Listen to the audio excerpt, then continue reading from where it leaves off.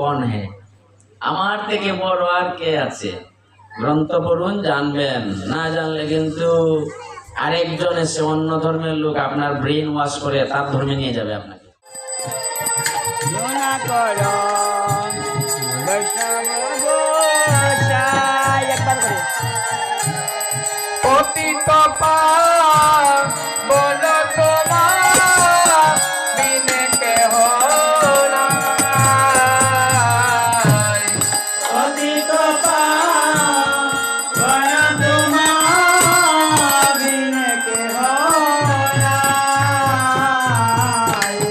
যাহারনি কটে গেলে পাপ দূরে যায়,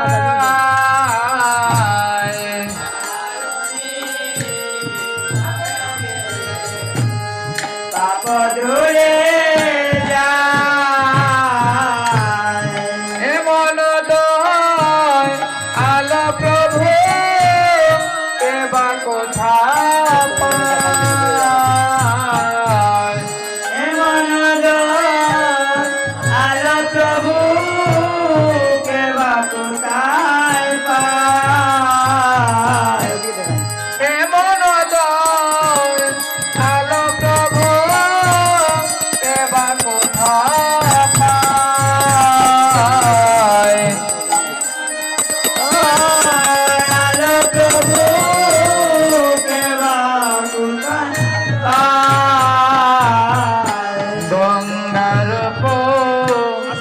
রস হইলে পশ্চাতে পাব,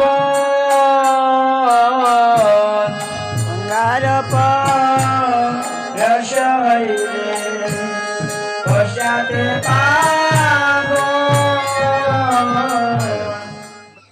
20 লক্ষ হচ্ছে উদ্ভিদ, 30 লক্ষ পশু, 10 লক্ষ পক্ষী, হচ্ছে 80 লক্ষ, আর 4 লক্ষ মনুষ্য। মনুষ্য প্রজাতি কত লক্ষ?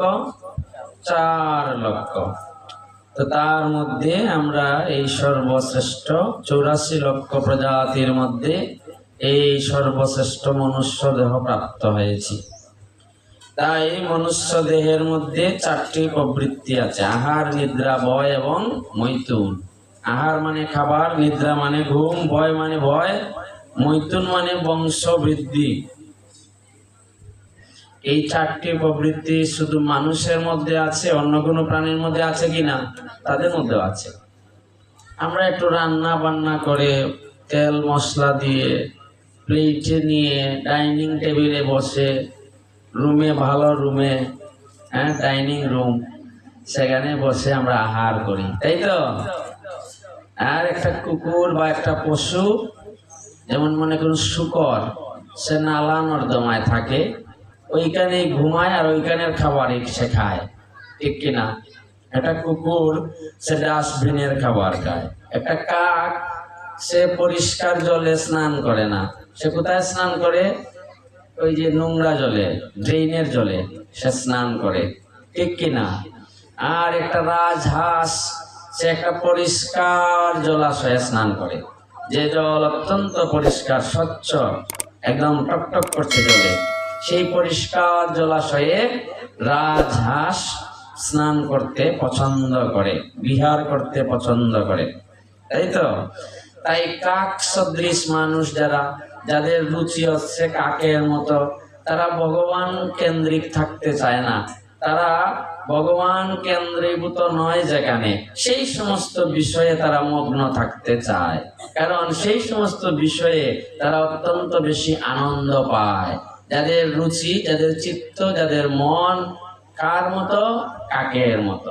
আর যারা ভগবত ভক্ত বৈষ্ণব আপনাদের মতো, আপনারা এখানে বসে কৃষ্ণ কথা শ্রবণ করছেন মনোযোগ সহকারে, আপনাদের এরকম সিনেমা, নাটক, টিভির ফিল্ম, সিনেমা হলের সিনেমা এগুলো ভালো লাগবে না। কেবলমাত্র কৃষ্ণ কথা শ্রবণ কীর্তন করে, হরিনাম জপ করে, একাদশী ব্রত পালন করে আপনারা আনন্দ লাভ করবেন। হরি বল। ভগবান এই জগতে লীলা করেন কেন? তার ভক্তদেরকে বিনোদন দেওয়ার জন্য। যারা ভক্ত নয় তারা তাস পাশা খেলে আনন্দ পায়, জুয়া খেলে আনন্দ পায়, তারা মদ খেয়ে আনন্দ পায়, তারা গাঁজা বিভিন্ন নেশাজাত দ্রব্য গ্রহণ করে তারা আনন্দ পায়, পায় কিনা? যারা নেশাগ্রস্ত মানুষ তারা এগুলো করে আনন্দ পায়। হ্যাঁ, কিন্তু যারা ভগবত ভক্ত তারা কিসে আনন্দ পাবে? তারা এরকম কৃষ্ণ কথা শ্রবণ করে আনন্দ পাবে। আমাদের মুখ কয়টি? একটি। কান কয়টি? দুটি। তো বেশি বলবো নাকি বেশি শুনবো? আমরা করি কোনটা? বেশি বলার চেষ্টা করি। না, আপনি থামেন, আমার কথা শুনেন আগে। হ্যাঁ, আপনার কথা পরে শুনবো, ঠিক কি না? তাই নিজেকে যে ব্যক্তি পরম জ্ঞানী মনে করেন, হ্যাঁ, তার নিচে ছিদ্র আছে। কলসের নিচে কি আছে? ছিদ্র। যে কলসের নিচে ছিদ্র আছে সেখানে আপনি যতই জল ঢালেন সেই জল থাকবে না। হ্যাঁ, ছিদ্র বিশিষ্ট কলসিতে জল বা দুগ্ধ থাকতে পারে না। সুতরাং আমাদেরকে এই ছিদ্র বন্ধ করতে হবে। হ্যাঁ, নিজেকে কখনো বড় পণ্ডিত, বড় গুণী, বড় বড় যোগী, বড় ধনী, উচ্চ কুলের মানুষ, সুন্দর মানুষ, ধনাঢ্য মানুষ বিবেচনা করা যাবে না। দিনের অধিক দয়া করে ভগবান, কুলীন পণ্ডিত ধনীর বড়ই অভিমান। কাকে ভগবান দয়া করেন? দিনের অধিক দয়া করেন ভগবান। দিন মানে কি? দিন মানে যে নিজেকে খুব ছোট মনে করে, কাঙ্গাল মনে করে, ভিক্ষুক মনে করে, তাকে ভগবান সবচেয়ে বেশি কৃপা করেন। আর যে নিজেকে মনে করে হামসে বড় কোন হে, আমার থেকে বড় আর কে আছে, আমি তো সবার থেকে শ্রেষ্ঠ, সে কি ভগবানের কৃপা পাবে? দুর্যোধন পেয়েছিল ভগবানের কৃপা? দুর্যোধন, দুঃশাসন, কৌরব পক্ষ ভগবানের কৃপা পায় নাই। পেয়েছে? কারা পেয়েছে? পাণ্ডব পক্ষ। কারণ তাদের হৃদয়ে দীনতায় পূর্ণ ছিল। তারা বলছে আমাদের রাজ্য লাগবে না, আমাদের রাজ সিংহাসন চাই না। দেখুন তাদের কত দৈন্যতা হৃদয়ে। হ্যাঁ, আমরা এক খণ্ড ভূমির জন্য ভাইয়ে ভাইয়ে, পিতা পুত্রে, গোষ্ঠীতে গোষ্ঠীতে দ্বন্দ্ব, ঝগড়া, খুনাখুনি, জেল হাজত বিভিন্ন কিছু হয়ে যায়, ঠিক না? হ্যাঁ, কিন্তু পাণ্ডবদের হৃদয়ের ভাব দেখেন। তারা বলছে না, আমাদের এত রাজ্য রাজ সিংহাসন লাগবে না, আমাদেরকে 5টা গ্রাম দিলেই হবে। কয়টি গ্রাম?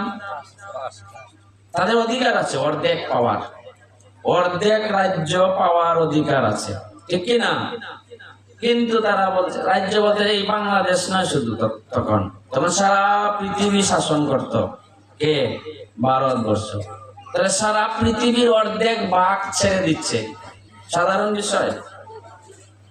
আমরা তো একটা ছোট্ট বাড়ি ছাড়তে, 1 ডিসিমিল জায়গা ছাড়তে, হ্যাঁ, হৃদয় মানে একদম ক্রোধে পরিপূর্ণ হয়ে যাবে, তাই তো? কিন্তু পাণ্ডবদের ভক্তদের হৃদয় দেখুন, ভক্ত, তাদের হৃদয়ে ভক্তি আছে। তাই বলছেন আমাদের যুদ্ধে আমরা চাই না, আমরা যুদ্ধ করব না, আমাদের জীবন ধারণের জন্য কয়টা গ্রাম দিয়ে দেন? 5টি গ্রাম, তাতেই আমরা সন্তুষ্ট। তখন দুর্যোধন কি বলেছিল? বিনা যুদ্ধে নাহি দিব সুচাগ্র মেদিনী। যুদ্ধ ছাড়া শুয়ের অগ্রভাগে যতটুকু মাটি ধরে এতটুকু মাটিও দেব না, আগে যুদ্ধ করতে হবে। আগে কি করতে হবে? যুদ্ধ। যুদ্ধ মনোভাব।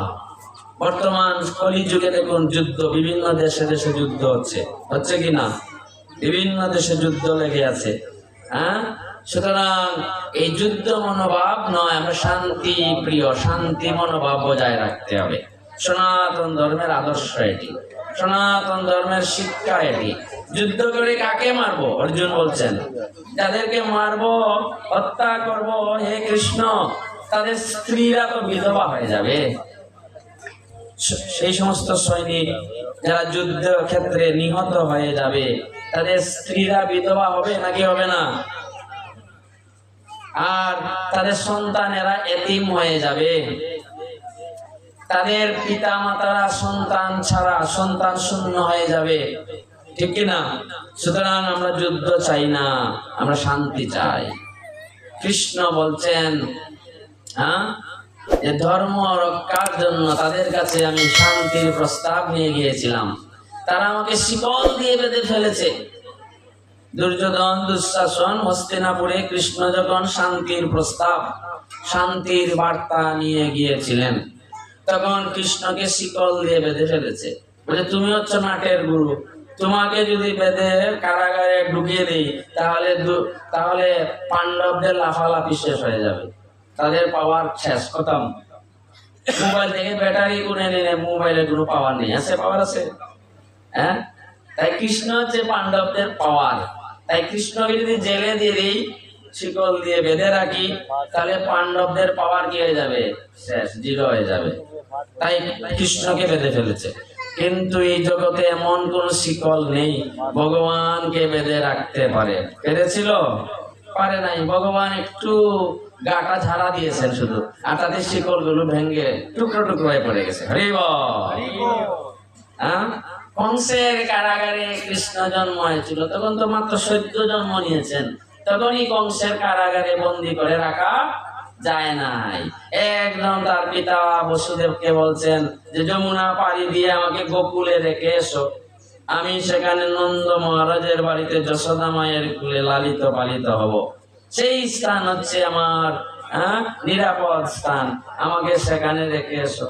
আর যথা সময়ে এসে আমি কংসকে বধ করব, ঠিক কিনা? ভগবান সেই 14 জন্ম নিয়েছেন মাত্র কংসের কারাগারে। আর সেই অষ্টমী তিথিতে, জন্মাষ্টমী তিথিতে আবির্ভূত হয়ে ভগবান সঙ্গে সঙ্গে গোকুলের উদ্দেশ্যে যাত্রা করলেন। তাই যখন যুদ্ধ অনিবার্য, তখন ভগবান শ্রীকৃষ্ণ কুন্তী মাতার কাছে গিয়েছেন, গিয়ে বলছেন, পিসিমা, তোমার তো 5টি ছেলে আছে, তোমার এই 5টি ছেলে আমাকে দাও, আমি এদেরকে দিয়ে ধর্ম সংস্থাপন করতে চাই। কুন্তী দেবীর কয় ছেলে? কি নাম? যুধিষ্ঠির, ভীম, অর্জুন, নকুল এবং সহদেব, পঞ্চপাণ্ডব। হ্যাঁ, সবাই জানতে হবে, গ্রন্থ পড়তে হবে। গীতা আছে সবার কাছে? এই গীতা না থাকলে নিয়ে নিবেন প্রভুদের কাছ থেকে, গ্রন্থ পড়ুন, জানবেন। না জানলে কিন্তু আরেকজন এসে অন্য ধর্মের লোক আপনার ব্রেন ওয়াশ করে তার ধর্মে নিয়ে যাবে আপনাকে, ধর্ম চেঞ্জ করে অনেক ছেলে মেয়েরা, ঠিক কিনা? কেন চেঞ্জ করে? কারণ নিজের ধর্ম সম্পর্কে জানে না, এজন্য জানতে হবে। তাই কুন্তী দেবীকে গিয়ে কৃষ্ণ বলছেন যে পিসিমা, তোমার 5 ছেলে আমাকে ভিক্ষা দাও, আমি এদেরকে দিয়ে ধর্মযুদ্ধ করাবো। কারণ এই পৃথিবীতে অধার্মিক আসুরিক রাজাদের উৎপাত বৃদ্ধি পেয়ে গেছে, অধর্ম স্থাপন হয়ে গেছে। তাই তোমার 5 ছেলেকে দিয়ে সেই সমস্ত আসুরিক অধার্মিক রাজাদেরকে সংহার করে আমি ধর্ম রাজ্য প্রতিষ্ঠা করতে চাই। তখন কোন মা কি তার সন্তানকে দেবে যে যাও বাবা তুমি একটু যুদ্ধ করে আসো? ওইখানে দিবে কোনো মা? বলছে না না, আমার 5 ছেলেকে দেবো না, আমি রাজ্য হারিয়েছি, রাজ সিংহাসন হারিয়েছি, রাজ খাবার হারিয়েছি, এখন 5 উলুধ্বনি দিতে হবে না, প্রণাম করলেই হবে। হরে কৃষ্ণ। উলুধ্বনি থেকে ভগবানের কথা গুরুত্বপূর্ণ, ঠিক কিনা? উলুধ্বনি হচ্ছে মঙ্গল ধ্বনি, আর ভগবানের কথা হচ্ছে ভগবান স্বয়ং। তাহলে কোনটা দাম বেশি বলেন? উলুধ্বনি হচ্ছে মঙ্গল ধ্বনি, আর কৃষ্ণ কথা মানে স্বয়ং শ্রীকৃষ্ণ। তাহলে কোনটা গুরুত্বপূর্ণ? কৃষ্ণ কথা। অতএব কৃষ্ণ কথা বলার সময় কোনো সাউন্ড করা যাবে না, উলুধ্বনিও করা যাবে না, কোনো মঙ্গল ধ্বনি, ঘন্টা বাজানো সব বন্ধ, শঙ্খধ্বনি করা যাবে না। কেবলমাত্র মনোযোগ দিয়ে কান খুলে ভগবানের কথা শ্রবণ করতে হবে। কারণ ভগবানের কথা হচ্ছে অমূল্য। বাজারে গিয়ে টাকা পকেটে আছে, লাখ টাকা আছে আপনার ব্যাগে, কিন্তু কৃষ্ণ কথা কিনতে পারবেন না। পারবেন? কৃষ্ণ কথা কোথায়, কার কাছ থেকে শ্রবণ করতে হবে? ভগবানের ভক্তের কাছ থেকে, কৃষ্ণ ভক্তের কাছ থেকে। এটা বিনামূল্যে কৃষ্ণ কথা যদি শ্রবণ করতে পারি, শ্রবণ মঙ্গলম, শ্রবণ করলে আমাদের মঙ্গল হবে, অমঙ্গল দূরে চলে যাবে। আমাদের কেন তো দুর্গতি? এত দুর্গা পূজা হচ্ছে সারা বাংলাদেশে, কিন্তু দুর্গতি যাচ্ছে না কেন? কেন যাচ্ছে না? এত দুর্গা পূজা হয়, দুর্গতি যায় না কেন?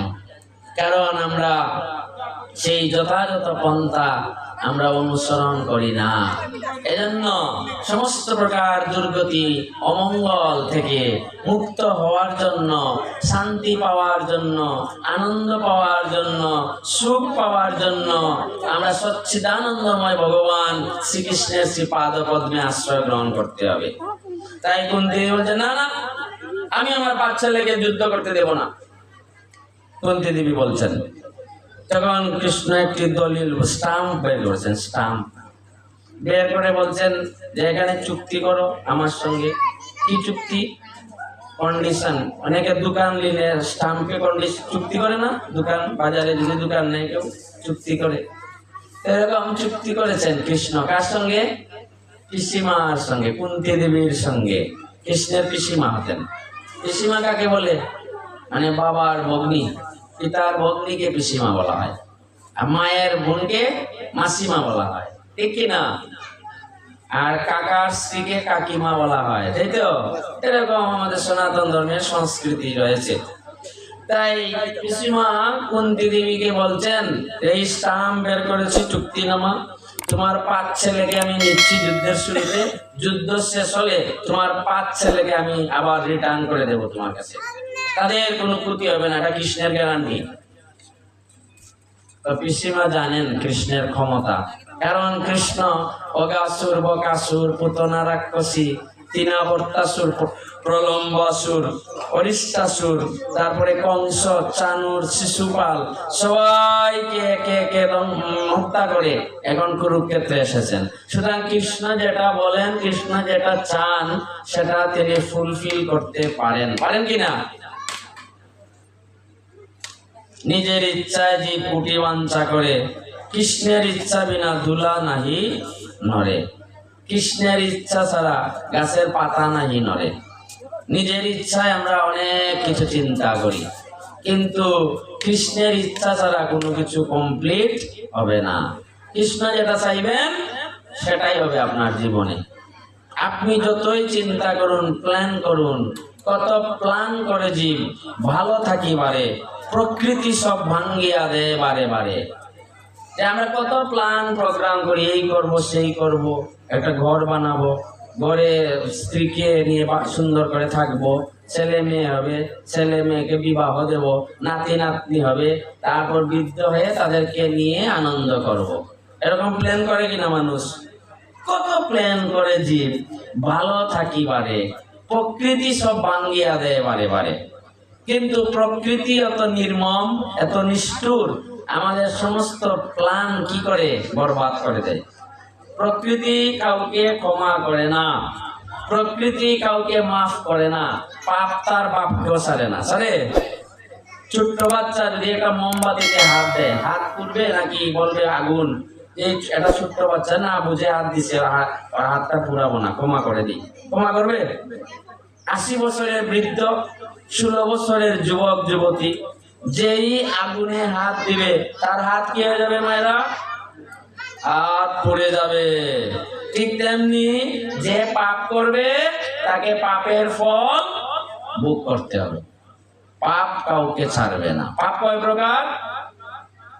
পাপ অনেক প্রকার, তার মধ্যে 4টি হচ্ছে প্রধান। 1 নম্বর নেশা গ্রহণ। যত প্রকার নেশা আছে গ্রহণ করা যাবে না। যাবে?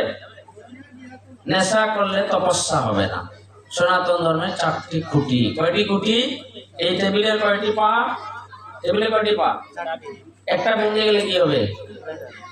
সনাতন ধর্মের খুঁটি হচ্ছে, পিলার হচ্ছে কয়টি? 4টি। তাই নেশা বর্জন, নেশা করলে একটা পা ভেঙে যাবে সনাতন ধর্মের। আপনার জীবনে একটি পা নেই সনাতন ধর্মের, সেই নেশা করলে তপস্যা হবে না, এজন্য নেশা বর্জন। প্রথম পিলারের নাম তপস্যা, নাকি? আর তারপরে কি? দ্বিতীয় পিলার শৌচ, সুচিতা নষ্ট হয়ে যাবে, পবিত্রতা নষ্ট হয়ে যাবে যদি কি অবৈধ যৌন সঙ্গ করে, এজন্য অবৈধ যৌন সঙ্গ বর্জন। 3 নম্বর পাপকর্ম কি? দ্রুত ক্রীড়া, মানে জুয়া খেলা। যত প্রকার জুয়া খেলা আছে সবকিছু কি করতে হবে? বর্জন করতে হবে।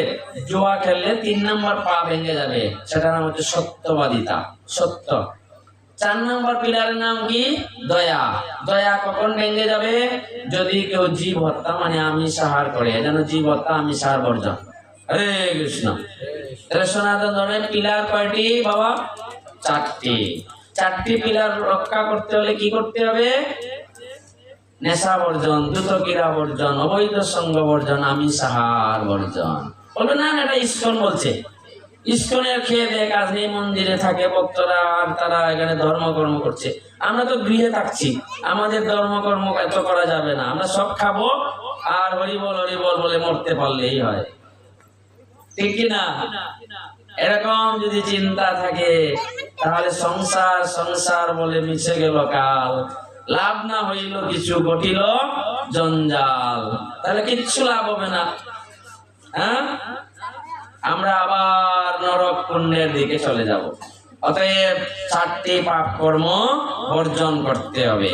পাপ করলে নরকে যেতে হয়, পুণ্য করলে স্বর্গে গিয়ে স্বর্গ সুখ ভোগ করতে হয়। আর ভগবানের সেবা করলে, ভগবানের নাম জপ করলে, ভগবত ভক্তের সঙ্গ করলে, এই যেখানে আসছেন ভগবানের কথা শ্রবণ করছেন, তাহলে আমরা সুকৃতি সঞ্চয় করব। আর ভগবানের সেবা করলে বৈকুণ্ঠ লোক গোলক বৃন্দাবনে যেতে পারবো। হরে কৃষ্ণ।